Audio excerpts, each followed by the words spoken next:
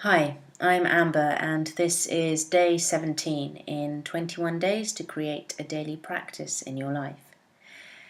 Yesterday, day 16, was the practice of coming into right relationship with yourself, coming to know yourself in a space of stillness and acceptance. So I hope it was a beauty-filled, love-filled day for you.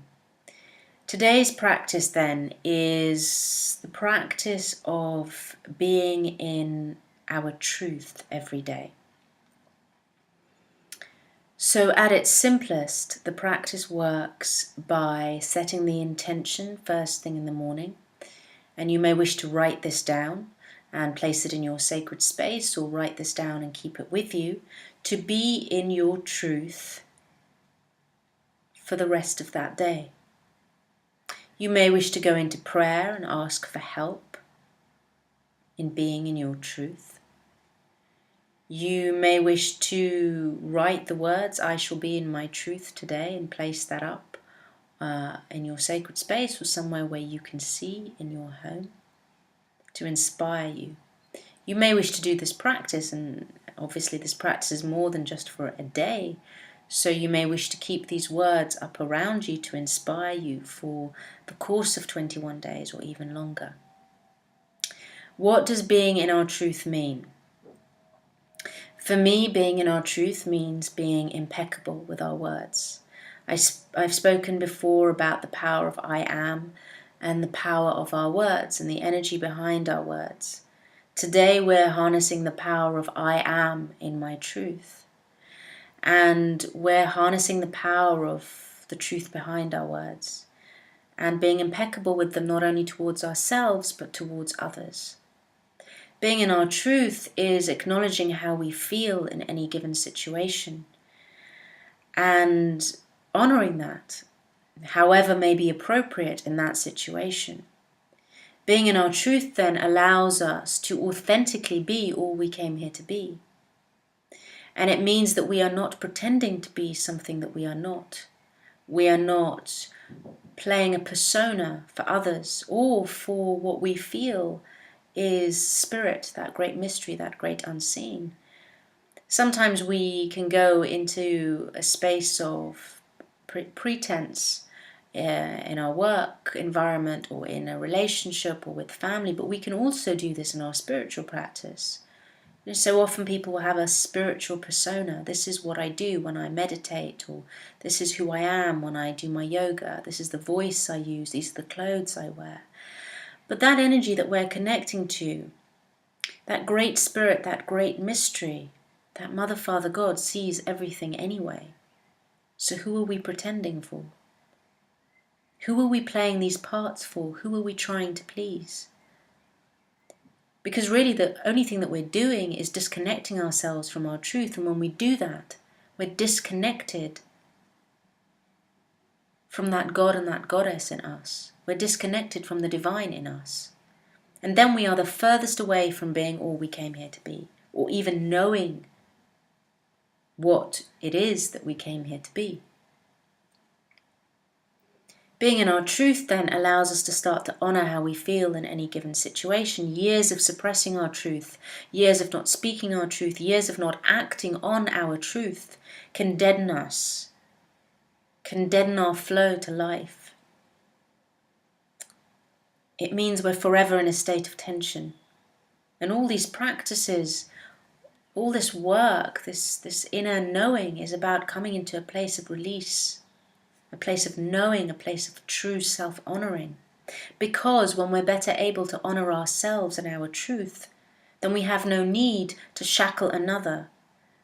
We have no need to curb another, to control another. When we truly honor ourselves and our truth, then we are also able to see that we only see fragments of the whole. We can never see the full picture. We just know our truth. And just as we know our truth, there will be someone else that knows their truth. And as we are in a position to honor our truth, we are then able to honor another's truth. So often we can have fear of the polarities in life, or of our truth coming against another's, yet what we are here to do is to find that midpoint between those polarities, is to find a common truth that unites us. And so when we honour ourselves and honour how we feel in any given moment and honour how we truthfully feel, we are better placed to inspire others to also honour their truth. And when that happens, we can come together and find that midpoint, as we may sometimes need to do. So honouring our truth then is not an excuse for bad behaviour. Sometimes that phrase can be used to say hurtful things to people or behave in hurtful ways because we say, oh, I'm honouring my truth. We do it with love, love for self and love for another. We do it knowing that there will be another truth that we shall be asked to honour as well. So we do it with humility. This practice is about coming to know who you are, accepting who you are, and being who you are out in the world, consciously, every single day. Now, there may be times when it is difficult or challenging to do this, and it shall require discernment. There may be levels that we will be able to speak our truth at, because we're in a work situation or it's a family environment. However, the most important thing is that we honoured our truth by acknowledging it in ourselves. We may not always be able to speak it out. You may not have a life that allows you to do that. You may not be able to do that at work because you need this job to pay the bills.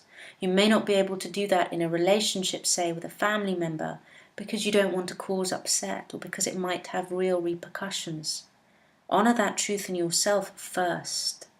And the more you start to honour it in yourself and acknowledge it in yourself, the more you can start to make empowered choices. Then it becomes a choice to not speak your truth in a given situation because there is something at the end of it that you say is worth more than that.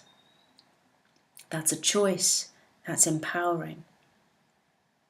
To not even acknowledge our truth in the first place, to feel that it's not valid, to feel that it has no place in the world, to feel that it will be rejected, mocked, to feel ashamed of it, is disempowered, is a lack of self-love, is a lack of self-honouring.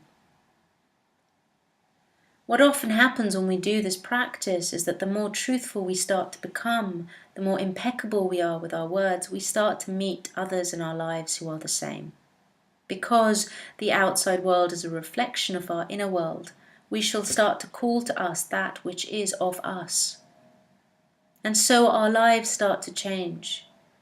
We may find that we need to less and less be curbing our truth because now we are surrounded by, we are calling to us those who also resonate on the same level. So it has huge repercussions in terms of the life that we lead and also the place that we have in this world and how we show up for that place in this world. We cannot show up for ourselves if we're pretending to be something that we're not, if we're trying to emulate someone else, if we are wanting someone else's truth. When we honour our own truth, we don't wish to have someone else's or judge someone else's. So we're feeling so ecstatic that we've honoured our own. We're feeling complete. We're feeling acknowledged. And it takes away competition, judgment, projection onto others. More than that, when we're in our truth, we are in that divine part of us. We are the divine. As I have said before, the sun does not ask permission to shine. The moon does not ask our permission to shine. Nature doesn't ask our permission. It doesn't pretend to be something that it's not. The land, the elements, live their truth every single day. Nature lives its truth every single day, lives in harmony, finds a way to make two truths come together and create one truth that works. When we do that, then we find our true connection. We allow disconnection to evaporate. When we do that, we embody all that we've come here to be. When we do that, we create a world that is authentic and truthful and lives from the heart. Does not pretend to be something that it is not. For it is that pretense, that suppression of our truth, that will create scenarios where that energy comes out in another way. Sometimes in a way that can be harmful. So that is today's practice, to set the intention using the words I am again. I am in my truth every day. These are the words I've been asked to share with you. I am in my truth every day. This is a practice that is an indefinite practice for the rest of our lives. We don't just do it once. In the course of 21 days, it's an indefinite practice.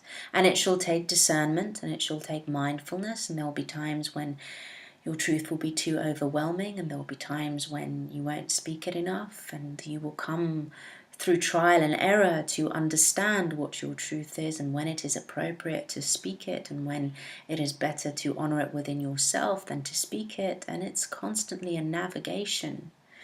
You will come to understand that your truth may come up against someone else's, and that this isn't about fighting your corner all the time. Sometimes it's about finding a middle way, a midpoint. These are all insights that we gain along the way. There are no definitive answers. The definitive that we hold on to is that we're truthful, impeccable with our words, that we are in our truth every day, that we are able to look at our reflections in the mirror and say, if nothing else, I lived my truth every day. That's a pretty beautiful thing to live every day. I wish you as ever so much love and joy and power with this practice. It's a simple practice to set the intention to be in your truth every day.